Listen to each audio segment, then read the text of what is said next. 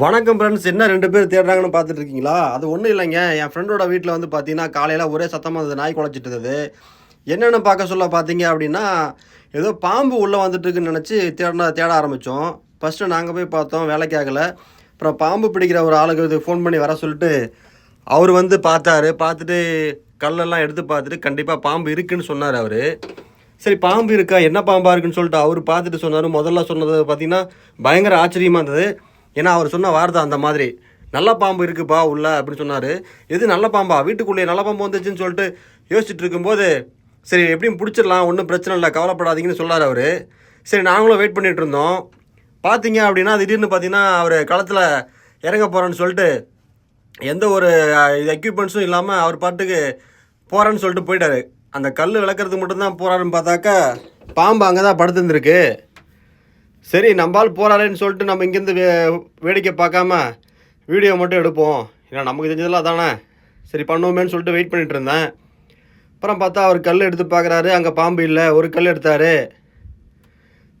சரி, கொஞ்ச நேரம் கழித்து பார்க்கலாம் என்ன பாம்புன்னு சொல்லிட்டு யோசிக்கிறதுக்குள்ளே வந்து பார்த்தீங்கன்னா, ஒவ்வொரு கல்லாக எடுக்க ஆரம்பித்து பாம்பு இருக்குதுன்னு சொல்லிட்டு கன்ஃபார்ம் பண்ணிட்டார் அவர். அங்கே தான் பாம்பு இருந்ததுன்னு சொல்லிட்டு. சரி, ஜூம் பண்ணி போவோமேன்னு சொல்லிட்டு போனாக்கா பாம்பை மனுஷன் கையிலேயே பிடிக்கிறாப்புல. சரி, என்ன பாம்பாக இருக்குன்னு சொல்லிட்டு நாங்கள் எல்லோரும் பார்க்கறதுக்கு ஆவலாக வெயிட் பண்ணிகிட்டு இருந்தோம். பாம்பு திடீர்னு கையில் பிடிச்சிட்டாரு. கையில் பிடிச்ச பாம்பு துள்ளுது. அப்பயும் விடவே இல்லை அவர். என்னங்க பண்ணுறீங்க? ஏதோ நாடாவை சுற்றுற மாதிரி சுற்றுறீங்கன்னு சொல்லிட்டு பார்த்தாக்கா கேபிள் ஒயர் சுற்றுற மாதிரி சுற்றிட்டு இருக்காருங்க கையில் பிடிச்ச அவர் பாம்பை.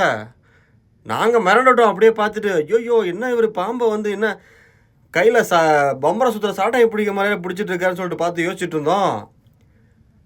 பாருங்கள், ஒன்றுமே பண்ணல அவரை. பாம்பு பாருங்கள், தலை கீழே தொங்கிட்டு இருக்கு, ஒன்றுமே பண்ணல.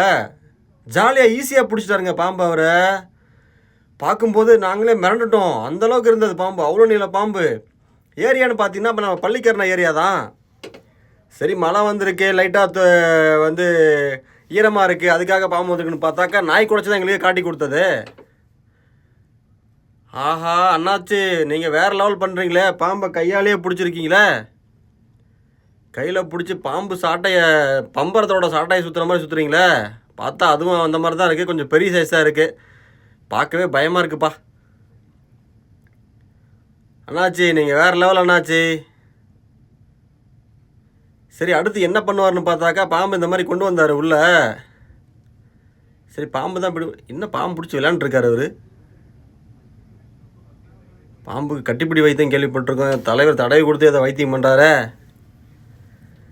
ஆஹா அண்ணா, இந்த பக்கம் வாங்க, பாம்பை காட்டுங்க க்ளோஸ்அப்பில். பிடித்த பாம்பை மனுஷன் வந்து என்ன சொல்கிறது, ஒரு பெட்டு அனிமல் கூட விளையாடுற மாதிரி விளையாண்டுருக்காரு. பார்க்கும்போது பயங்கரமாக ஷாக்காக இருந்தது. ஐயோயோ, உங்கள் ஏரியாவில் ஏதாவது பாம்பு பிடிக்கணுன்னா கண்டிப்பாக இவரை காண்டாக்ட் பண்ணலாம். நம்பர் நான் கீழே முடிஞ்சால் போடுறேன், ஏன்னா எனக்கு தெரியாது, ஃப்ரெண்டுக்கிட்ட தான் கேட்கணும். ஆஹா, பாம்பை பிடிச்சி லாக் பண்ணிட்டாரியா மனுஷன், என்ன ஆளுப்பா. அண்ணா சூப்பர்ண்ணா, நீங்கள் கில்லிண்ணா. பாம்பு வந்து பிடிச்சதுக்கு ரொம்ப நன்றிண்ணான்னு சொல்லிட்டு ஒரு தேங்க்ஸ் சொல்லிட்டு உங்களுக்கும் நன்றி சொல்கிறேன். நன்றி, வணக்கம், பாய்.